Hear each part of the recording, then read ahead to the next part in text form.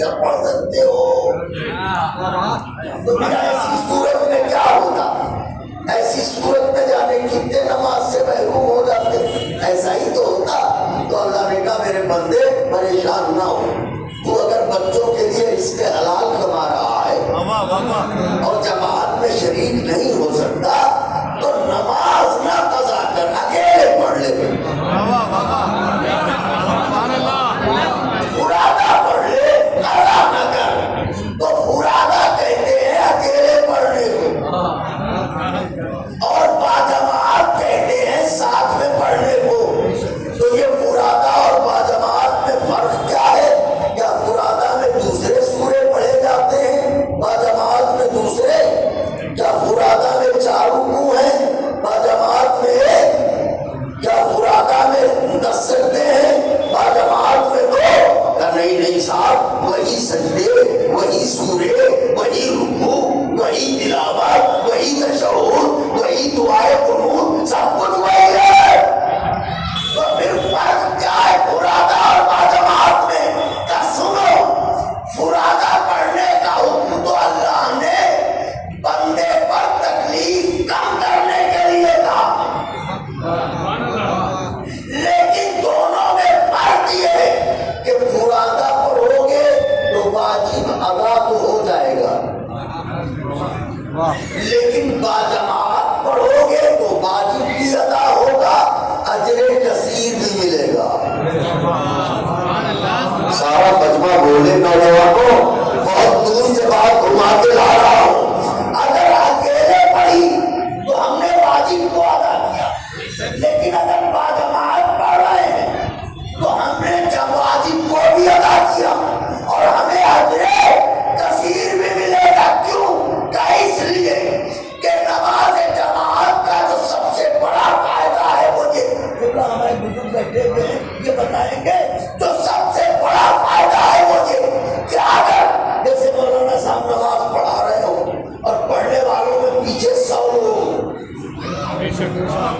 تو آپ علماء فرماتے ہیں کہ ان 100 میں سے اگر کسی ایک کی بھی قبول ہو گئی تو باقی سب کی قبول کروا لے گا. نہیں, ایسے نہیں. جب میں اپنا کلیجہ نکال رہا ہوں تو آپ بھی تو کم سے کم کچھ رپلائی کریں. جماعت سے پڑھنے کا جو فائدہ ہے وہ یہ ہے کہ اگر 100 لوگوں میں کسی ایک کی قبول ہو گئی تو وہ محشر میں سب کی قبول کروا دے گا اور گواہی دے گا, یا اللہ اس جماعت میں یہ بھی تھا, اس نماز میں یہ بھی تھا, اس نماز میں یہ بھی تھا, اس نماز میں یہ بھی تھا. اتنے بڑے مجمع میں کسی کو نہیں دینا. تو بھائی پڑھ تو 100 لوگ رہے تھے, یہ ایک ہی کی قبول کیوں ہوئی؟ انہوں نے کہا بات یہ ہے, مومن 2 قسم کے ہوتے ہیں, ایک مومن نیکوکار, ایک مومن گنہگار.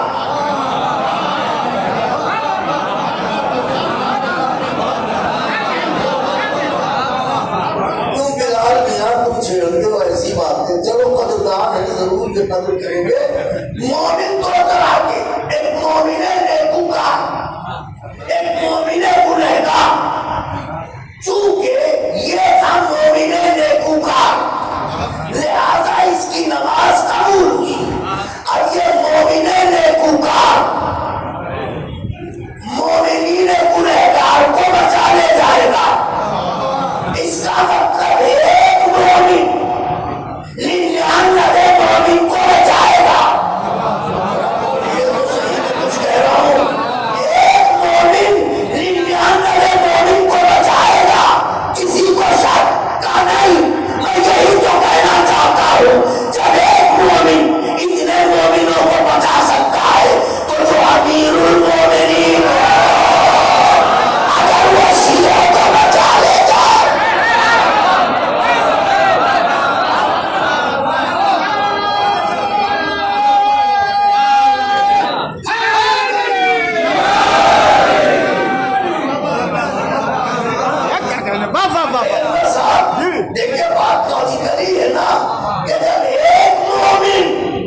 اتوں کی نمازیں بچا لے سکتا ہے اور اتوں کو نجات دلا سکتا ہے تو جو امیر المومنین ہو اگر وہ نجات دلا دے تو اس میں حیرت کی کیا بات ہے؟ دنیا والوں یاد رکھنا، نہ تم نبی ہو نہ تم امام ہو، واہ جمعراتی امام ہو سکتے ہو، اللہ کے بنائے ہوئے نہیں ہو۔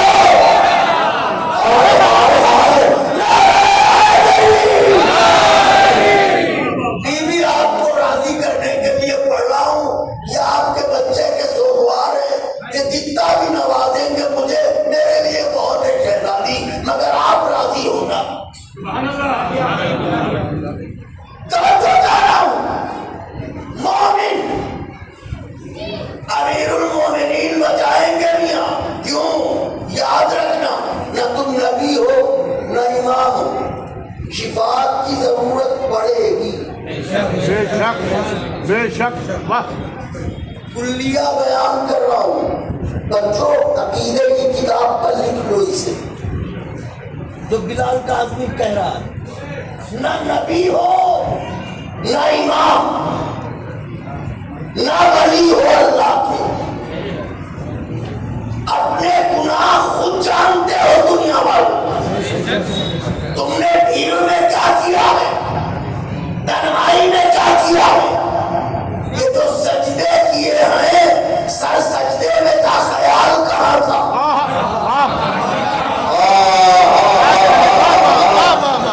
پتہ نہیں بیوی نے بچے کو شیشی دی دودھ کی ہے نہیں۔ بھائی میں کچھ کہہ رہا ہوں، روز مرہ کی زندگی کا مسئلہ ہے، پتہ نہیں وہ تاجر آیا کہ نہیں آیا، پتہ نہیں وہ پیسہ کھا نہ جائے تو سجدہ خدا کا کر رہے ہیں، خیالوں میں دنیا وسیع ہوئی ہے۔ بتاؤ ماتھوں پر کھٹے سجا کے گھومنے والوں، زندگی کا کوئی ایک ایسا سجدہ ہے جسے لے کے تم یہ کہہ سکو یہ سجدہ ہمیں بخشوا دے گا؟ کیا کہنے نہ نبی ہو نہ امام ہو نہ ولی ہو نہ معصوم ہو، شفاعت کی ضرورت پڑے گی۔ یہ میں نہیں کہہ رہا ہوں، سب نے لکھا ہے کہ میدان محشر ہوگا، بزرگوں سے دعائیں چاہوں گا، میدان محشر ہوگا، مقام محمود ہوگا، مقام محمود پر کرسی نور ہوگی، اس نور کی کرسی پر بیٹھے ہوں گے شافعِ محشر، اولین و آخرین کی بھیڑ ہوگی، نہ پہلے سرے کا پتہ نہ آخری سرے کا پتہ۔ ایسے میں مقام محمود پر بیٹھے ہیں مصطفیٰ، محمد عربی کے پہلو میں لیوائے حمد لیے کھڑے ہیں، فاروق صاحبہ کیا کہنے اپنے مولا کے نام پر چھوڑ دیا کرو، مولا کے چاہنے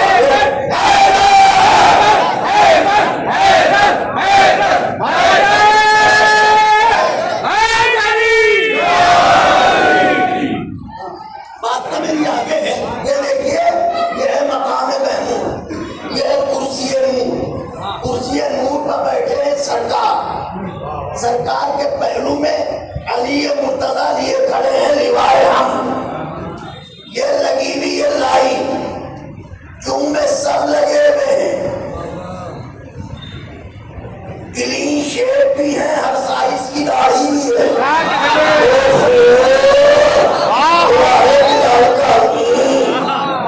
ہر سائز کی داڑھی بھی ہے، قدر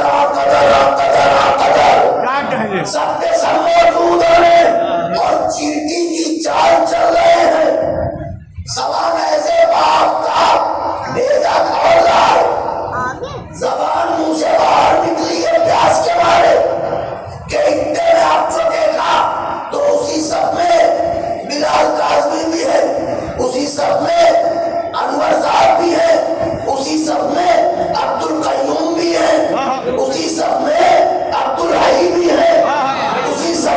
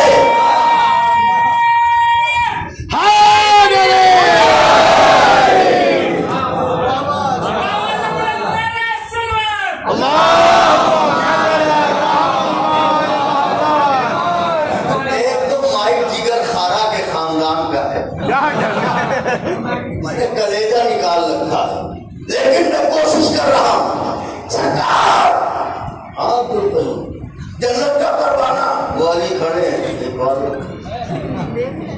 सरकार में अब्दुल हई बताओ जन्नत का परवाना वो अली खड़े ओए सारे समझो यार सरकार में अनवर बताओ बेटे क्या कहने जन्नत का परवाना जाओ लिखवा लो। बिलाल काज़मी हाँ बताओ जन्नत का परवाना जाओ। अब मैं आपकी बात तो नहीं जानता कि आप क्या करेंगे उस वक्त, लेकिन जब मुझसे सरकार कहेंगे जारी से लिखवा ले तो मैं तो ये सोच के काम करूंगा परवाना मिले न मिले अली का दीदार।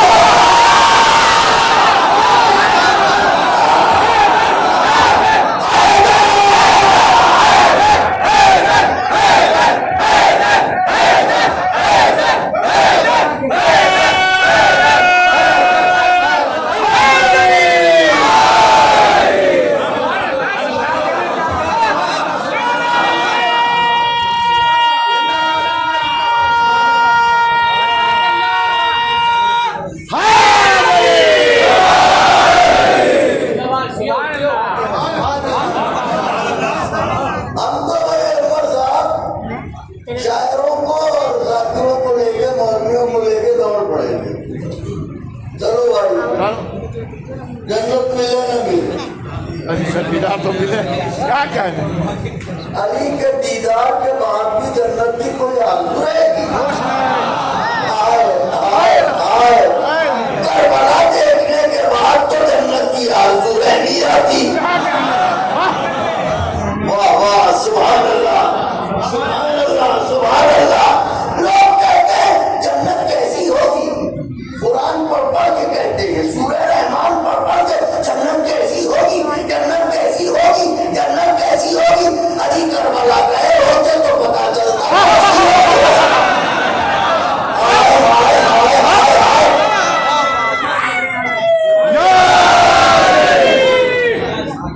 करबला चलो तो बताएं ऐसी होगी। अब गए अब्दुल कयूम सरकार जन्नत जाओ लिखवा दो। रखे तो नहीं अभी लिखवाना है आपकी तो लिखी हुई है आपसे मुराद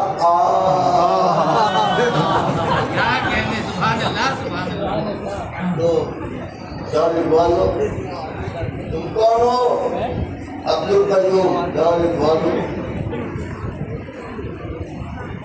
तुम कौन हो? ओफो तुम कौन हो? इब्ने कसीर क्या कहने इब्ने वाहिद नहीं। अरे क्या कहने वाह वाह वाह वाह वाह वाह वाह अरे क्या कहने जरा सा बोलो इब्ने वाहिद नहीं क्या कहने इब्ने कसीर जाओ लिखवा लो। तुम कौन? इब्ने जमाअत क्या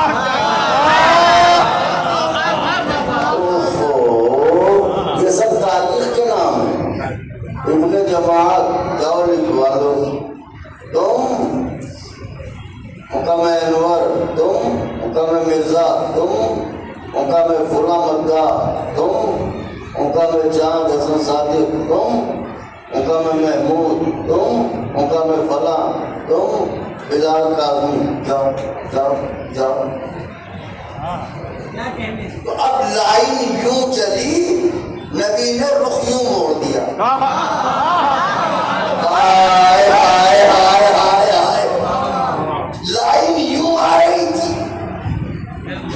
नबी ने इधर मोड़ दिया। अली के पास जाओ अली के पास जाओ अली लिख के देंगे अली खड़े होंगे लिख लिख के दे रहे होंगे। मसला ये नहीं है कि लोग चाहेंगे अली से लिखवाने। मैं ये सोच रहा हूँ कि वो किस मुंह से अली से लिखवाने जाएंगे जिन्होंने नबी को कहने पर लिखने दिया।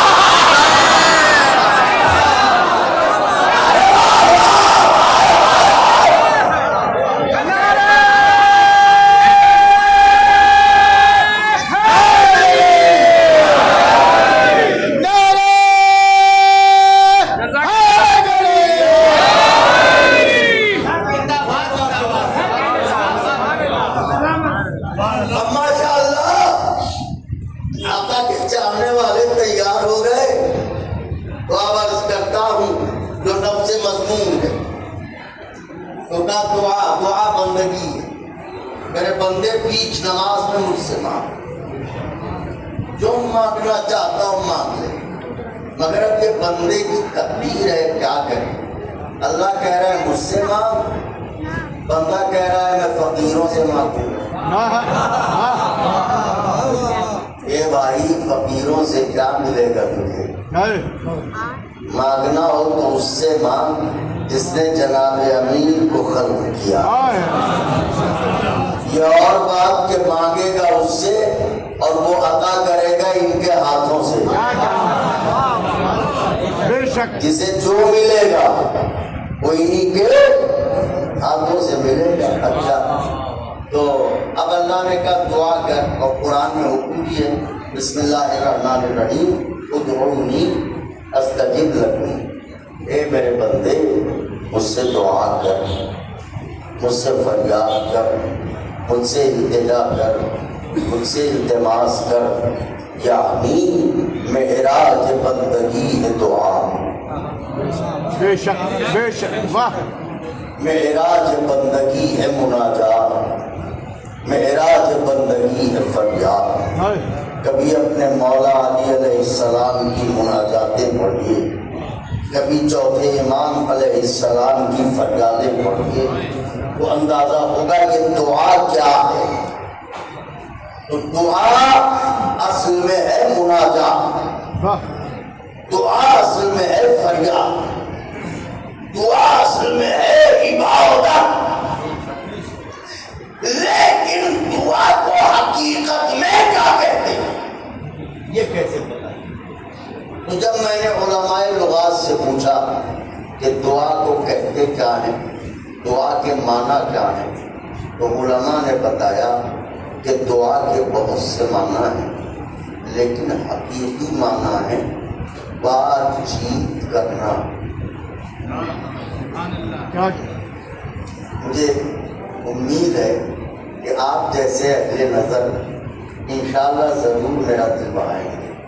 تو دعا کہتے ہیں بات چیت کرتے ہیں، جیسے میں آپ سے باتیں کر رہا ہوں، تو باتیں کر رہا ہوں تو کس طرح آپ میرے سامنے ہیں، کیا کہنے، واہ واہ واہ واہ، تو میں باتیں کر بے رہا شک ہوں، بے شک، واہ واہ، ہے نا؟ تو معلوم ہے بات چیت کرنے کے لیے ضروری ہے کہ جس سے باتیں کی جا رہی ہوں اس کے اور بات کرنے والے کے بیچ فاصلہ نہ ہو۔ بے شک، مصلی ایک ایسی ہی جگہ ہے